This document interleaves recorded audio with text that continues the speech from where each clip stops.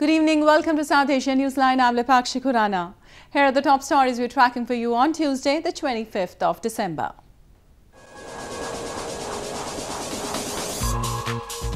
Indian Prime Minister inaugurates country's longest railroad bridge in northeastern India.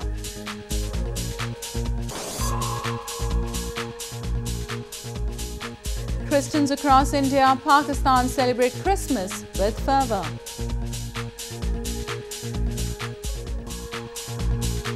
And death toll rises to at least 43 in Kabul terror attack.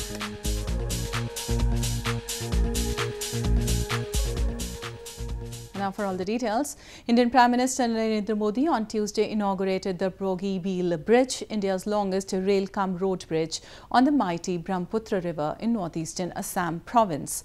The bridge has a two-line railway track on the lower deck and a three-lane road on the top deck. Indian Prime Minister Narendra Modi on Tuesday inaugurated the Bogie-Beal Bridge, India's longest rail-cum-road bridge on the mighty Brahmaputra River in northeastern Assam province. The over 3 miles long Bogie-Beal Bridge is India's only fully welded bridge for which European codes and welding standards were adhered to for the first time in the country. The bridge has a two-line railway track on the lower deck and a three-lane road on the top deck. ये देश का पहला पूरी तरह से steel से बना बड़ा ब्रिज है।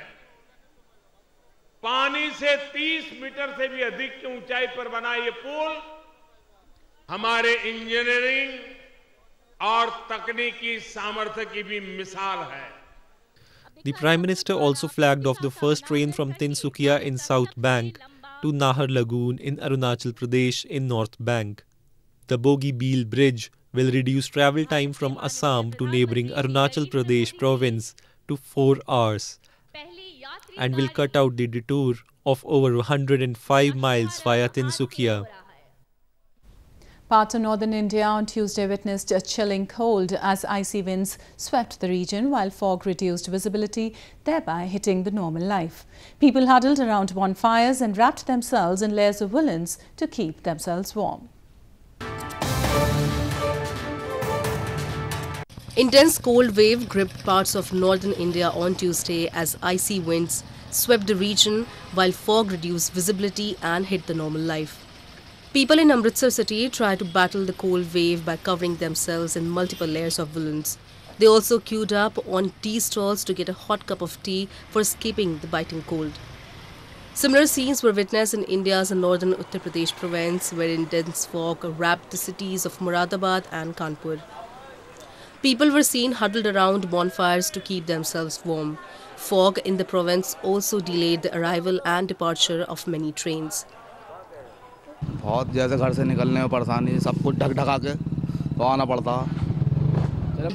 In Srinagar city of India's northern Jammu and Kashmir province, the famous Dal Lake was partially frozen and people were seen walking on the streets with traditional kangris or fire pots to keep themselves warm. Snowfall in provinces like Jammu and Kashmir and Himachal Pradesh have direct impact on the whole country.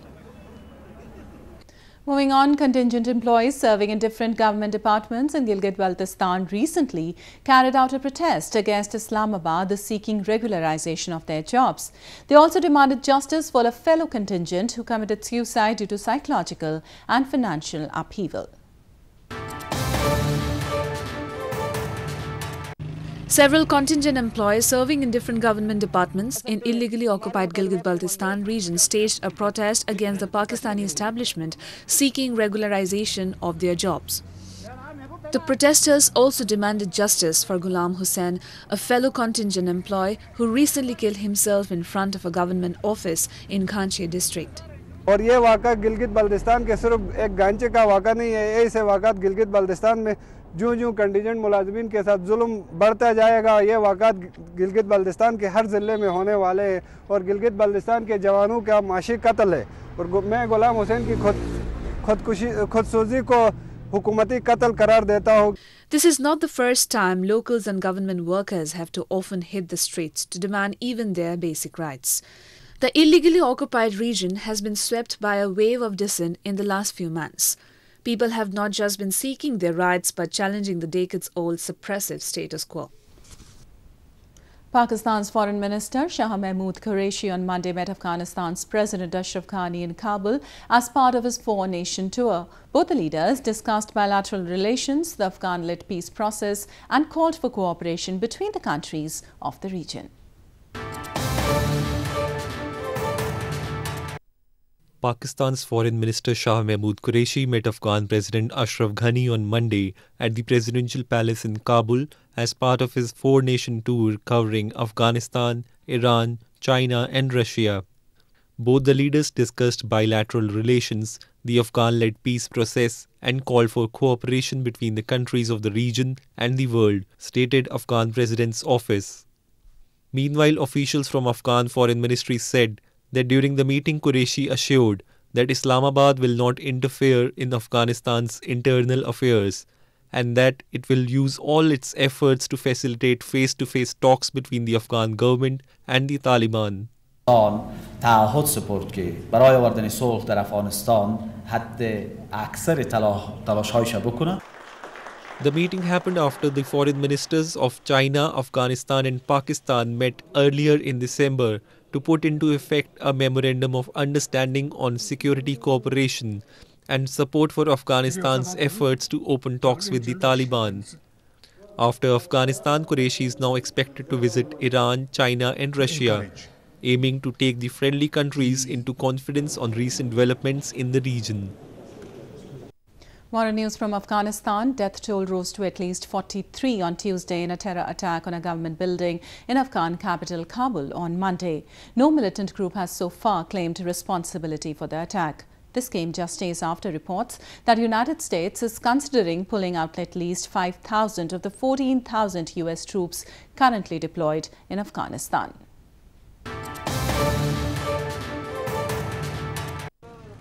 Afghan authorities on Tuesday collected 43 bodies from a government compound in capital Kabul city that was targeted by a group of attackers on Monday, officials said.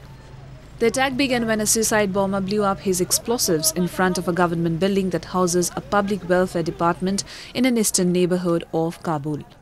Some of the attackers rampaged through the building of the Ministry for Martyrs and Disabled Persons, taking workers hostage, and others fought a prolonged gun battle with local security forces. A health ministry spokesperson on Tuesday said so far 43 bodies and 10 injured had been transported by ambulances from the attack site. No militant group has claimed responsibility for the attack that was identical to previous attacks by Taliban insurgents on government offices, foreign buildings and military bases. The latest assault came just days after reports that the United States is considering pulling out at least 5,000 of the 14,000 US troops currently deployed in Afghanistan. A three-day-long jewellery design festival concluded on Monday in India's northwestern Jaipur city, in which an exquisite collection of ornaments were exhibited for the visitors. A wide range of jewellery designs with a touch of royalty and richness were also displayed by nearly 500 exhibitors during the show.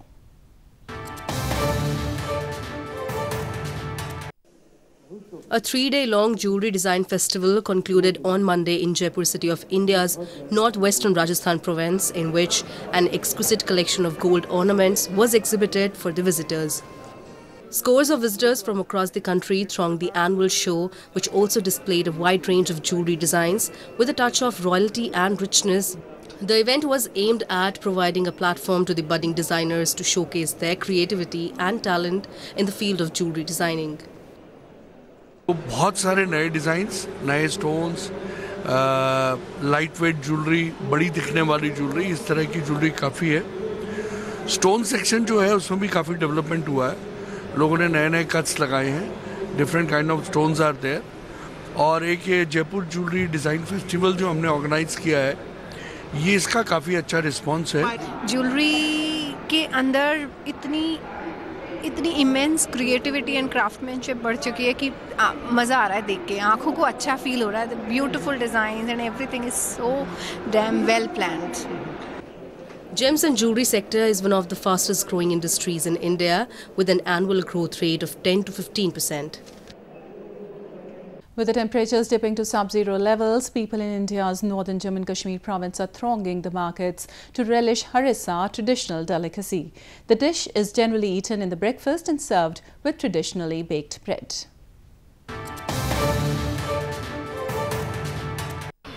With the beginning of harshest period of winters in India's northern Jammu and Kashmir province, people are thronging the markets to relish traditional delicacy Harissa. The shops selling the dish are witnessing a huge rush of customers as the entire province is under the grip of severe cold wave. Harissa is a traditional spicy meat porridge with unique concoctions of the world-renowned Kashmiri saffron, aromatic spices, rice, mutton and salt. It is served to the customers from a big earthen pot known as mud, which is kept warm by the firewood beneath it. Generally eaten during breakfast and served with traditional baked bread as an accompaniment, Harissa is served steaming hot, topped with clarified butter. Harees इस कश्मीर में एक traditional dish है जो most probably ये कश्मीर में winters में use की जाती है। इसमें जो ये हरीसा है लोग विंटर्स में ज़्यादातर खाते हैं क्योंकि जो ये हरीसा है इसमें जो स्पाइसेस जाते हैं वो बॉडी टेम्परेचर मेंटेन करने में हमारे को बहुत मदद करता है। और इसमें यह हमारे पर कश्मीर में ऐसा रिवाज है कि हरीसा के बगैर कोई रह नहीं सकता है। हरीसा हमारी ज़िंदगी का एक पार्ट है। हरीसा जैसे अब शादी ब्याह के लिए उनको भी हरीसा हम गिफ्ट में देते हैं, वहाँ से भी गिफ्ट में आ जाता है। ये एक यहाँ की अपनी पहचान है, कश्मीर की ये पूरी पहचान है harees. The 40-day-long harshest period of winters in Kashmir, locally called as Chille Kalan, has already begun in the valley and will continue till January 31st. Snowfall in Jammu and Kashmir has a direct impact on temperatures in lower northern provinces of India. Christians across India and Pakistan celebrated Christmas with fervor and gaiety on Tuesday. The celebrations began after midnight mass in churches marking the birth of Jesus Christ. Christians across India thronged churches with festive spirit and began Christmas celebrations after midnight mass on Tuesday. Christmas, which is celebrated across the world on December 25th, marks the commemoration of the birth of Jesus Christ. Devotees in India's Ranchi city sang carols in churches that were decked up for the festival. It is believed that the festival brings the opportunity for devotees to grow spiritually towards Jesus Christ. Christmas का celebration तो सबके लिए बहुत ज़्यादा अच्छा होता है। सब लोग वही अभी सुबह सुबह कैंडल जलाने आए थे और चर्च में प्रेयर चल रहा है। While celebrations in India continued on a large scale, Christians in neighbouring Pakistan also attended special prayers to mark the occasion. People belonging to the tiny Christian community in Karachi city celebrated the festival with zeal and fervor and prayed for peace in the country. आज दुनिया भर में अमन सुलह सलामती का पैगाम दिया जा रहा है। पाकिस्तान में हमें खुदा ने इसलिए रखा है ताकि इस मुल्क के लिए हम दुआ करें, हुकूमत के लिए दुआ करें। ये हमारे फ़राइज़ में शामिल है। हम चाहते हैं कि पाकिस्तान में भी और अमन कायम हो ताकि अमन और सलामती के साथ लोग अपने आप को बहाल समझें, अपने आप को महफूज समझें। December 25th is a public holiday in Pakistan, not because of Christmas, but because it is the birthday of Quaid-e-Azam Muhammad Ali Jinnah, the founder of the country. Christians make up about 2% of Pakistan's majority Muslim population of 208 million. Well, that's all we have for you from South Asia this evening. Now our viewers can watch the show on southasianewsline.com. You can also visit us on facebook.com/SAsiaNewsline and follow us on Twitter @SAsiaNewsline. That's all in tonight's edition. We'll see you same time tomorrow. Good night and Merry Christmas.